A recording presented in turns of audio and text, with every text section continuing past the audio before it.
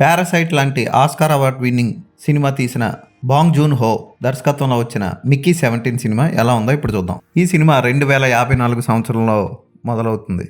నిఫ్ల్హెయిమ్ అనే ఒక గ్రహం మీద మిక్కీ అప్పులు పాలైపోయి ఒక సైన్స్ ప్రయోగంలో ఇరుక్కుంటాడు.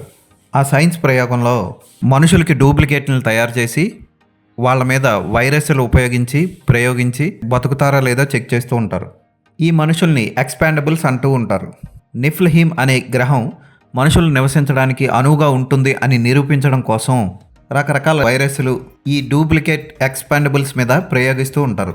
ఆ ఎక్స్పాండబుల్స్ చనిపోతూ ఉంటారు. వాళ్ళని తీసుకెళ్ళి ఒక అగ్నిగుండం లాంటి దాంట్లో పడేస్తూ ఉంటారు. మళ్ళీ చనిపోయిన ఎక్స్పాండబుల్ యొక్క ప్రింట్ని బయటకు తీస్తూ ఉంటారు. ఆ ప్రింటింగ్ మిషన్ ఏదో జిరాక్స్ మిషన్ లాగా జర్ర జర్ర జర్ర అనుకుంటూ బయటకు వస్తూ ఉంటారు మనుషులు.